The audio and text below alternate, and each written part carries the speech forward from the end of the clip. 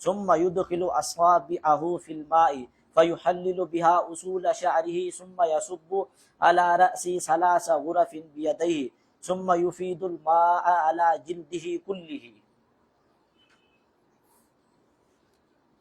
حدثنا محمد بن يوسف قال حدثنا سفيان عن الأعمش عن سالم بن أبي الجاد عن قريب عن ابن عباس عن ميمونة زوج النبي صلى الله عليه وسلم قالت تودع رسول الله صلى الله عليه وسلم وضوءه للصلاة غير رجليه وغسل فرجه وما أصابه من الأذى ثم أفاد عليه الماء ثم نحى رجليه فغسلهما هذه غسله من الجنابة.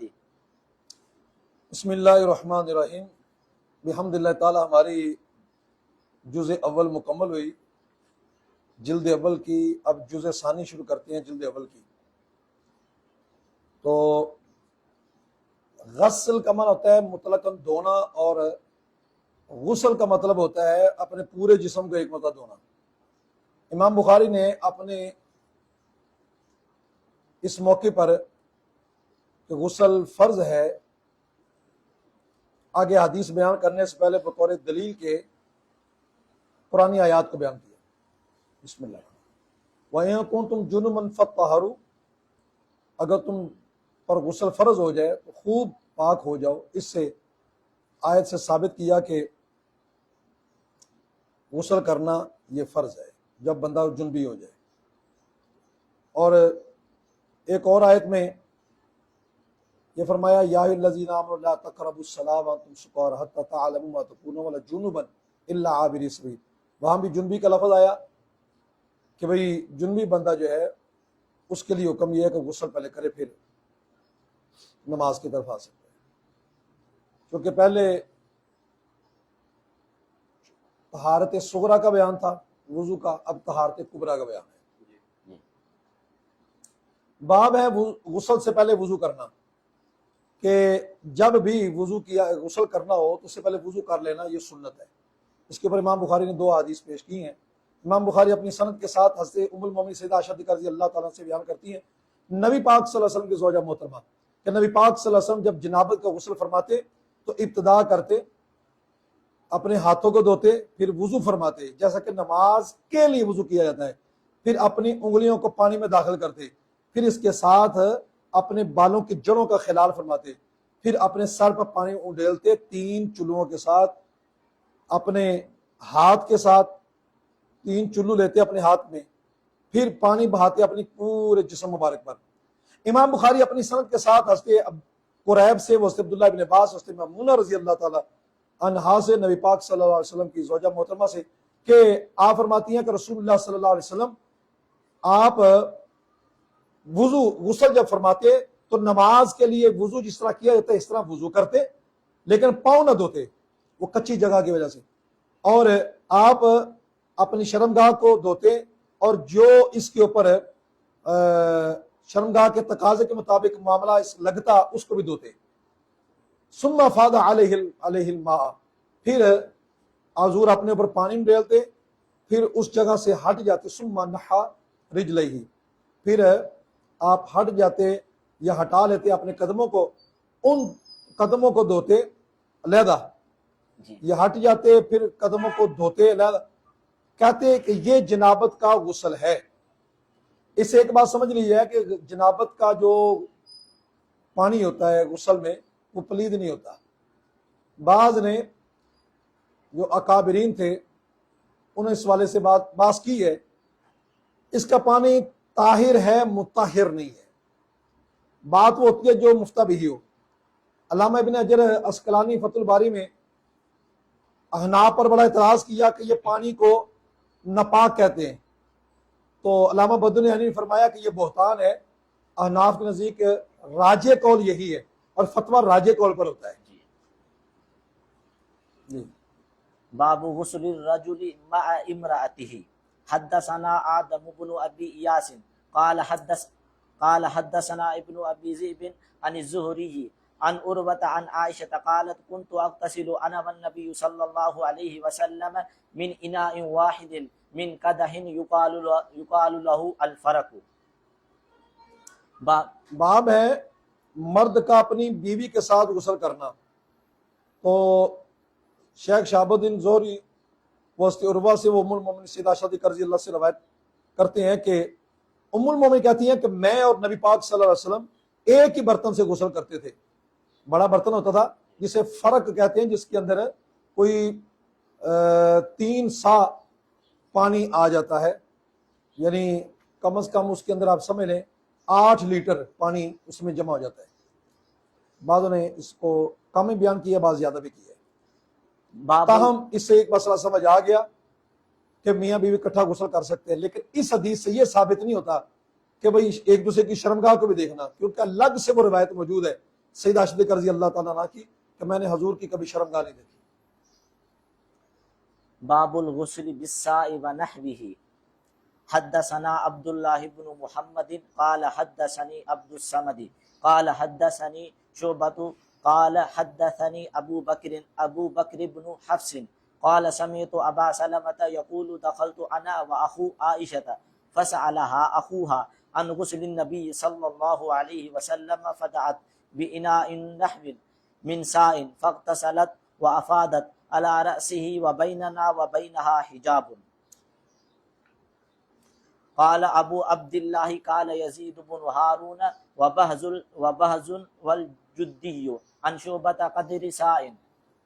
حدثنا عبد الله بن محمد قال حدثنا يحيى بن آدم قال حدثنا زهير عن ابي اسحاق قال حدثنا ابو جعفر انه كان عند جابر بن عبد الله هو وابوه وعنده قوم فسألوه عن الغسل فسألوه عن الغسل فقال يكفيك ساء فقال رجل ما يكفيني فقال جابر كان يكفي من هو أوفى منك شعرا وخير منك ثم عمنا في ثوب.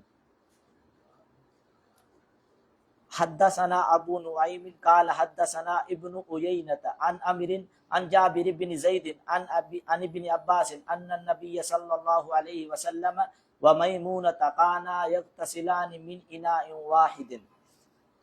امام بخاری باب باندھتے ہیں کہ ایک سا کے ساتھ یا اتنی مقدار کے ساتھ غسل کرنا. یہ اس اعتبار سے 4 مد بن جاتے ہیں اور تقریباً 2 لیٹر پانی، اتنے پانی کے ساتھ غسل کرنا.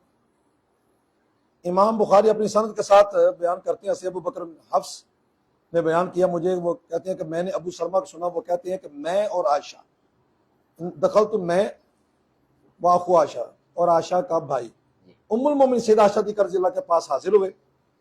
ان کے بھائی نے رسول اللہ صلی اللہ علیہ وسلم کے غسل کے بارے میں پوچھا، بہن بتائیے، یہ ام المومنین بتائیے.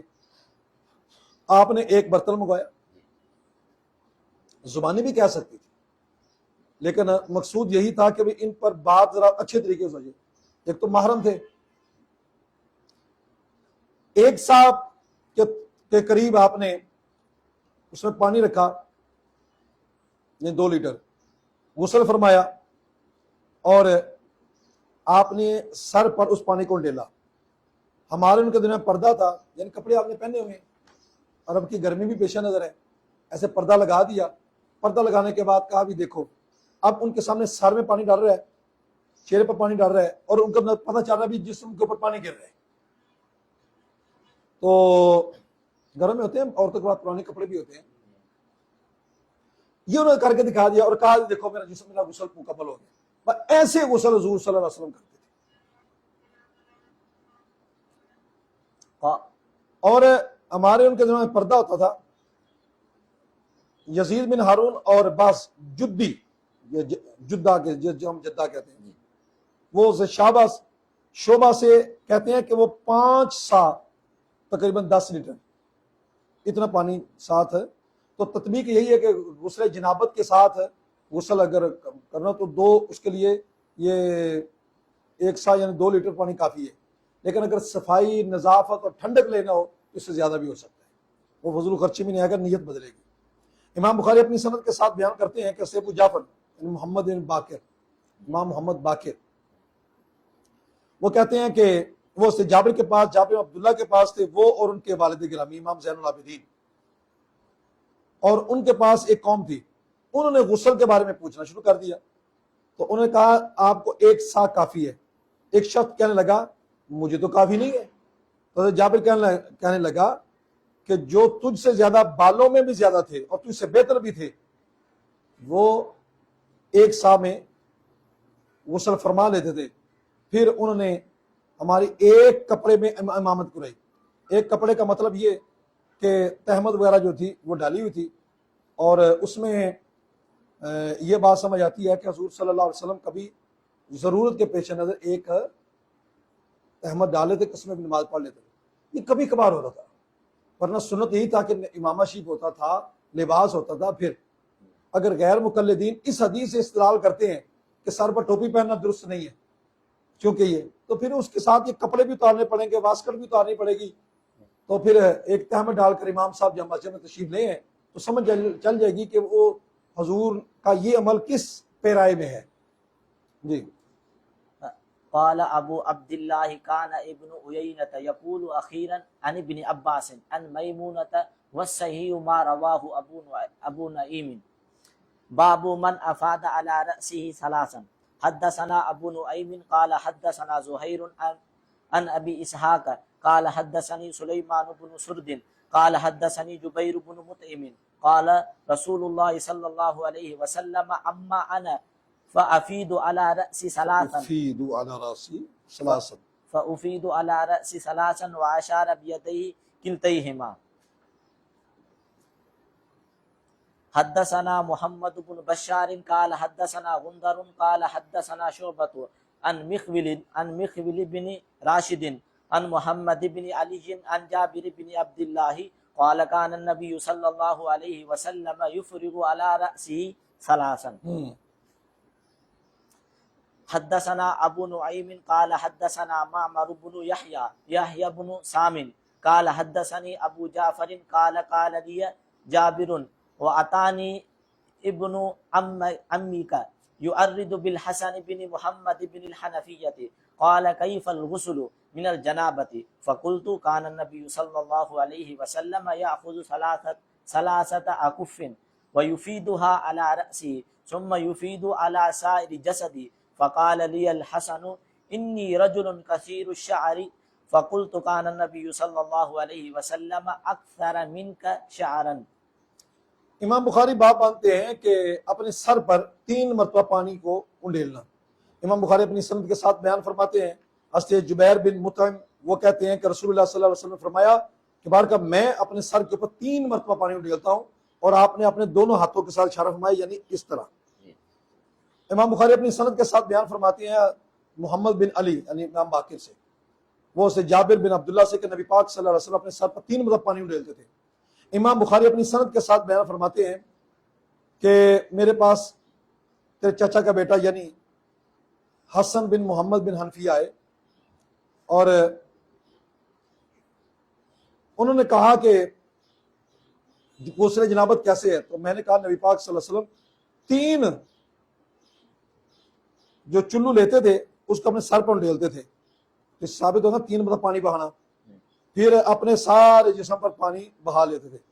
تو مجھ سے حسن نے کہا کہ میں تو کثیر بالوں والا ہوں، تو میں نے کہا نبی پاک صلی اللہ علیہ وسلم تجھ سے بھی زیادہ کثیر بالوں والے تھے۔ جی باب الغسل مرة واحدة حدثنا موسى بن اسماعيل قال حدثنا عبد الواحد عن الأعمش عن سالم بن ابي الجاد عن قريب عن ابن عباس قالت ميمونة وضعت للنبي صلى الله عليه وسلم ماء للغسل فغسل يديه مرتين أو 3 ثم أفرغ على شماله فغسل مذاكيره ثم مسح يده بالأرض ثم مدمد واستنشق وغسل وجهه ويديه ثم أفاد على جسده ثم تحول من مكانه فغسل قدميه۔